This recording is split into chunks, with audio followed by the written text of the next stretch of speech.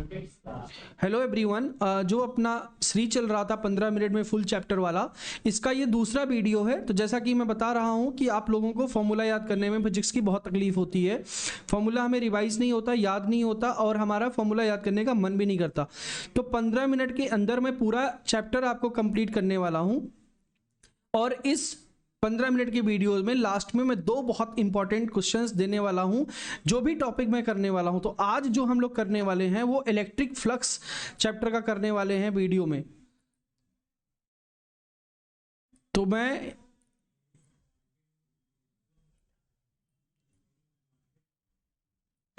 तो देखिए ध्यान से, इस चैप्टर में जो जो टॉपिक्स आपके सिलेबस में हैं बोर्ड के अकॉर्डिंग, वो मैं आपको आज पढ़ाने वाला हूं। सबसे पहला है आपका इलेक्ट्रिक फ्लक्स।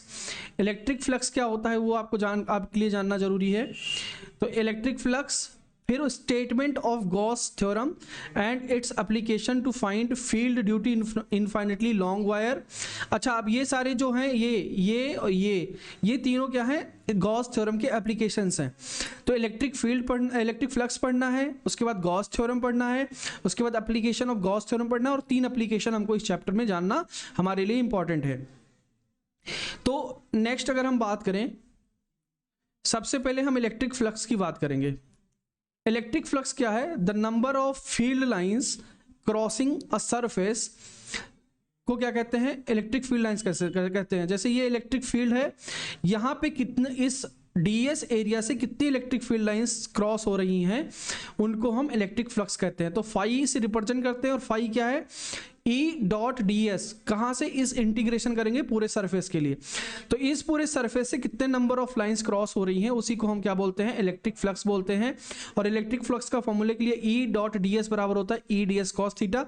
तो यहां से हम ये भी लिख सकते हैं कि फाई बराबर E.ds, दोनों कॉमन निकाल लो बाहर, और यहां पे integration of s from to cos theta. This we can be also written for electric flux. Now next point, Gauss law हमें पढ़ना है। गॉस लॉ क्या होता है? ध्यान से देखिए, net electric flux through any closed surface is equal to the net charge enclose by it divide by epsilon naught. तो ये फाई ई की वैल्यू होती है E.ds, और इसकी वैल्यू होती है Q अपॉन एप्सिलॉन नॉट। मतलब इलेक्ट्रिक फ्लक्स कितना होता है? Q enclose to the surface divided by epsilon naught की वैल्यू के बराबर होता है। तो यहां से E इंटू एस बराबर हो जाएगा Q इन इनपुट वैल्यू, मतलब enclosed value, and epsilon not. उसके बाद अगला क्या है? इंपॉर्टेंट पॉइंट क्या क्या हो सकते हैं? Gauss law is true for any surface, any close surface. Q, जो Q है वो will be sum of all charges. जो इनक्लोज सरफेस है उसके अंदर जितने भी चार्जेस हैं उनका टोटल जो सम होगा उसको हम Q बोलते हैं। सरफेस भी choose for application of the Gauss law. जो सरफेस हम चुनते हैं उस सरफेस का नाम क्या है? गॉसियन सरफेस नाम होता है। उस सरफेस का नाम हमारे लिए क्या होता है? गॉसियन सरफेस नाम होता है। जो सरफेस हम एप्लीकेशन के लिए चूज करते हैं उसको हम गॉसियन सरफेस कहते हैं। नेक्स्ट, अगर हम बात करें स्पेशल केस, थोड़े कुछ स्पेशल केस मैंने इस चैप्टर में बताए हैं कि जैसे मान लेते हैं कि ये एक सरफेस है, इसके अंदर Q1 माइनस Q2 और Q3 चार्ज है। तो Q इनक्लोज्ड इसके अंदर कितना आ गया? Q1 minus Q2 plus Q3। ऐसे ही फाई बराबर Q1 minus Q2 plus Q3 upon epsilon not हो जाएगा। इसके लिए अगर मैं फाई की वैल्यू, इलेक्ट्रिक फ्लक्स की वैल्यू निकालना चाहूँ तो ऐसे ही अगर एक मेरे पास क्यूब है और क्यूब के एक सरफेस से कितना फाई इलेक्ट्रिक फ्लक्स निकलेगा, उसकी अगर हमें वैल्यू निकालनी है तो वो 5/6 होता है। तो इसको बोल सकते हैं फाई डॉट बराबर Q अपॉन 6 एप्सिलॉन नॉट। और अगर मैं पूरे एक क्यूब के अंदर से मैं अगर इलेक्ट्रिक फ्लक्स निकालना चाहता हूं तो कितना हो जाएगा? Q अपॉन एप्सिलॉन नॉट के बराबर हो जाएगा। नाउ नेक्स्ट पॉइंट अगर मैं अब करना चाहूं, नेक्स्ट पॉइंट क्या है कि हमारा एप्लीकेशन ऑफ गॉस लॉ के बारे में अगर हम बात करें तो पहला एप्लीकेशन क्या था? Electric field due to an infinitely long straight wire. ये बहुत लॉन्ग स्ट्रेट वायर है, बहुत लंबा। इस पे हमें एक गॉसियन सरफेस एज्यूम करना पड़ेगा। ये वाला हमने एक गॉसियन सरफेस एज्यूम किया यहाँ पे। इस गॉसियन सरफेस के लिए हमने क्या किया कि E इंटू एस, अब जैसे इससे परपेंडिकुलर एंगल जो थीटा की वैल्यू थी वो 90 डिग्री है, 90 डिग्री है। तो जो थीटा है वो हमारा कितना हो जाएगा? यहाँ पे हमने ये लगाया, थीटा 90 डिग्री नहीं, थीटा 0 हो जाएगा। तो ई डॉट डी एस मतलब जो था वो ई कॉस थीटा की वैल्यू, कॉस 0 की वैल्यू कितनी हो जाएगी, 1 हो जाएगी। तो यहाँ से ई इंटू एस बराबर Q enclose divided by epsilon naught. तो यहाँ से एस बराबर कितना हो जाएगा, 2 पाई आर एल। जो सरफेस है ये वाला सरफेस, हम ये वाला सरफेस सिलेंड्रिकल सरफेस, सिलेंडर का पूरा एरिया 2 पाई आर एल होता है। उसके बाद हमारा जो ये है Q होगा वो लेमडा इंटू एल के बराबर होगा, क्योंकि हमें पता है कि लाइन चार्ज के लिए Q बाई एल के बराबर होता है, dQ बाई डी एल होता है। तो लेमडा बराबर Q बराबर लेमडा इंटू एल हो जाएगा। तो यहां से हमने E और S की जगह पे रख दिया 2 पाई आर एल और Q इनक्लोज के सामने रख दिया लेमडा एल। तो ये हो गया एल से एल कैंसल और फॉर्मूला आ गया E बराबर lambda upon 2 pi r epsilon naught. Next point हमारा है एप्लीकेशन इसका, electric field due to a plane sheet. अगर एक प्लेन सीट है बहुत बड़ी और इसमें हम निकालना चाहते हैं, तो इसको हमने गॉसियन सरफेस माना, ये हमारा गॉसियन सरफेस है। और गॉसियन सरफेस में 2 पॉइंट्स आएंगे, एक तो ये जो आएगा ये तो 0 हो जाएगा क्योंकि यहाँ 90 डिग्री होगा। 2 सरफेस, ये सरफेस और ये सरफेस, 2 सरफेस आएंगे। और 2 सरफेस आने के बाद हम क्या लिखेंगे कि यहाँ पे एस की वैल्यू 2s नॉट और क्यू इनक्लोज्ड की value sigma into S not के बराबर हो जाएगी। तो यहां से एस नॉट कैंसिल हो गया, तो ई बराबर आ गया sigma divided by 2 epsilon not.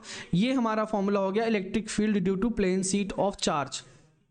Now next point अगर हम बात करते हैं तो ये हमारा है, ये सबसे इंपॉर्टेंट टॉपिक है हमारे पूरे चैप्टर का, electric field due to a uniformly charged thin spherical shell of solid conducting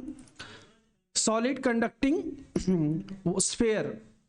अब इसमें बच्चों अगर मैं इसकी बात करता हूं तो इसमें जो बात होगी हमारी, इसमें देखिए यहां पे एक ये हमने एक छोटा सा स्फीयर कंसीडर कर लिया है, ये हमारा एक स्फीयर है, ठीक है। यहां से यहां तक की रेडियस कितनी हो गई, r रेडियस है। और एक हमने गॉसियन सरफेस माना है इस पॉइंट को, इसको अगर मैं एक गॉसियन सरफेस मानता हूं तो ये r डिस्टेंस पे, स्मॉल r डिस्टेंस पे रखा हुआ है, स्मॉल r डिस्टेंस पे ये है यहाँ पे। तो E इंटू एस बराबर Q enclose divided by epsilon not के बराबर होगा। अच्छा, अब यहां से मान लो Q यहां पे रखा हुआ है, तो इधर जो एरिया निकल के आएगा वो सरफेस एरिया ऑफ स्फीयर आएगा और that is 4 pi r square. Surface area of sphere is equal to 4 pi r square. ऐसे ही यहां पे जो सरफेस एरिया ऑफ सिलेंडर था, सरफेस एरिया ऑफ सिलेंडर कितना होता है, 2 पाई आर इंटू एल, जो कि हमने यहां पे यूज किया था, ये 2 पाई आर इंटू एल ये हमने यूज किया था। तो अब ध्यान से देखिए, ये हमने 4 पाई आर स्क्वायर ई के साथ मल्टीप्लाई कर दिया और ये हो गया क्यू अपॉन एप्सिलॉन नॉट। ध्यान से यहां पे देखेंगे आप तो ये जो 4 पाई आर स्क्वायर था ये यहां पे आ गया, तो ये ई की वैल्यू आ गई किसी बाहर में, किसी एक्सटर्नल पॉइंट पे जो आपका ये इलेक्ट्रिक फील्ड आया उसको निकाल लिया हमने। किसकी हेल्प से निकाला, ये गॉस थ्योरम की हेल्प से हमने निकाल लिया। तो गॉस थ्योरम की हेल्प से ए आ गया हमारा E बराबर 1/4 pi epsilon naught into q upon r square. और ये क्वेश्चन एग्जाम्स में कई बार पूछा जा चुका है, बहुत बार पूछा जा चुका है। अच्छा, अब अगर मुझे सरफेस पे निकालना है तो क्या फॉर्मूला रखेंगे, फॉर्मूला क्या मतलब डिस्टेंस हमें r equal to capital R के बराबर लेनी नहीं पड़ेगी, हमें जो डिस्टेंस लेनी पड़ेगी कितनी लेनी पड़ेगी, उसके रेडियस के बराबर लेनी पड़ेगी। तो हमने जब उसके रेडियस के बराबर डिस्टेंस ली तो फॉर्मूला हो गया 1/4 pi epsilon naught q upon r square. उसके बाद एट एन इंटरनल पॉइंट, किसी इंटरनल पॉइंट, किसी भी कंडक्टर के अंदर जो इलेक्ट्रिक फील्ड होती है वो हमेशा 0 होती है। तो आपको यहाँ पे याद रखना है कि किसी भी इंटरनल पॉइंट पे हमारा जो इलेक्ट्रिक फील्ड होगा वो कितना होगा, 0 होगा। तो अभी तक की चीज़ों के बारे में अगर हम बात करें तो हमने देख लिया है कि क्या क्या हमने देख लिया है, हमने बहुत सारी चीज़ें देख ली। एक तो इलेक्ट्रिक फ्लक्स देख लिया, इलेक्ट्रिक फ्लक्स क्या होता है, हमने इलेक्ट्रिक फ्लक्स के बारे में जानकारी ले ली। हमने स्टेटमेंट भी देख लिया, गॉस लॉ का क्या स्टेटमेंट में था कि जो फ्लक्स होता है वो किसके बराबर, Q enclosed upon epsilon not के बराबर होता है। उसके बाद हमने इसका एप्लीकेशन भी देखा, एप्लीकेशन में क्या था एप्लीकेशन ऑलरेडी हमने देख लिया है कि इसके 3 एप्लीकेशंस थे। एक था इनफाइनाइटली लॉन्ग वायर के लिए, ये जो लॉन्ग वायर था। दूसरा एक इनफाइनाइट प्लेन शीट के लिए था, इनफाइनाइटली प्लेन शीट। और तीसरा स्फेरिकल सेल के लिए था। और स्फेरिकल सेल के लिए हमें इनसाइड और आउटसाइड दोनों निकालना था कि इनसाइड में कितना होगा और आउटसाइड में कितना होगा। ये सारा मेन इसके फॉर्मूले क्या है? मेन फॉर्मूला इसका फाई का फॉर्मूला है E.ds। दूसरा फॉर्मूला हमने पढ़ा फाई बराबर एक होता है Q enclosed upon epsilon not. तीसरा फॉर्मूला हम लोगों ने पढ़ा उसका सिलेंडर का था, क्या फॉर्मूला था? लैम्डा अपॉन 2 पाई RL था। इसका E बराबर for infinitely long lambda upon 2 pi R epsilon naught, ये था। प्लेन शीट का कितना फॉर्मूला था हमारा? प्लेन शीट का फॉर्मूला E बराबर हमारा था sigma divided by, plane sheet के लिए फॉर्मूला था sigma divided by epsilon naught, 2 epsilon naught. और उसके बाद यूनिफॉर्मली स्फेरिकल सेल के लिए हमारा फॉर्मूला कितना था? E बराबर और बाहर एक्सटर्नल पॉइंट के लिए था 1/4 pi epsilon not Q divided by R square. और R की वैल्यू जब R रख देते थे तो उसके सरफेस पे आ जाता था और अंदर कितना होता था? E इनसाइड कितना होता था? 0 होता था। तो ये हमारा पूरा चैप्टर था। अब जैसा कि हम लास्ट में 2 क्वेश्चंस इंपॉर्टेंट देखते हैं हर चैप्टर से, तो ये क्वेश्चंस आज मैं आपको करवाने वाला नहीं हूं क्योंकि ऑलरेडी मैंने उसका डेरिवेशन आपको क्वेश्चन में इसमें ऑलरेडी समझा चुका हूं। क्वेश्चन क्या पूछा गया है? क्वेश्चन आपको पूछा गया है कि obtain expression for electric field inside intensity due to uniformly charged spherical shell of radius r at point r from the centre of the outside. Exactly यही वाला क्वेश्चन उठ के आ गया है। बस आपको यहाँ पे आपको और थोड़ा सा राइटिंग पार्ट ज़्यादा करना पड़ेगा, एग्जाम में लिखना पड़ेगा चीज़ों को, जो आपने एज्यूम किया है वो आपको एग्जाम में लिखना पड़ेगा, तभी आपको बोर्ड्स में नंबर मिलेंगे। दूसरा, draw a graph showing the variation of electric field intensity. अच्छा, जो ग्राफ है वो हमें बताना पड़ेगा कि जैसे मान लेते हैं कि ये E है और ये R है। तो सबसे पहले यहाँ से R डिस्टेंस, सबसे अंदर आप देखोगे तो ग्राफ कितना होगा? 0 होगा। फिर एक पॉइंट पे जाएगा यहाँ से, फिर जैसे जैसे आप बढ़ते जाओगे वो ग्राफ बढ़ता जाएगा ऐसे, ठीक है? तो कुछ ऐसा ग्राफ बनेगा आपका, ये आपको दिखाना है। नेक्स्ट क्वेश्चन पूछा है using Gauss law derive an expression for the electric field intensity due to infinitely long straight wire. जो स्ट्रेटली लॉन्ग इनफाइनाइट वायर के लिए ये वाला डेरिवेशन हम लोगों ने किया था ना, ये वाला क्या था? इसको हमने माना था एक सरफेस और ये हमने एक गॉसियन सरफेस माना था। और ये फॉर्मूला E.ds यानी S E इंटू S बराबर कितना था?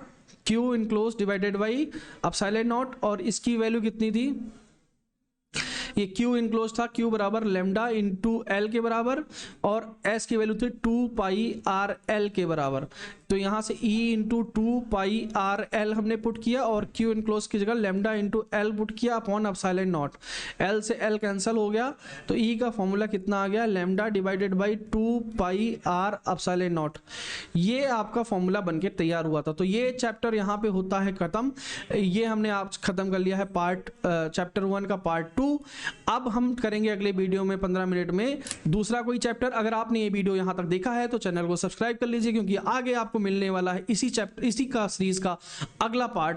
तो देखते हैं आप लोगों में से कितने लोग कमेंट करते हैं अगले पार्ट के लिए और कितना जल्दी करते हैं। जितना जल्दी कमेंट करेंगे उतना जल्दी अगला पार्ट आपका आ जाएगा।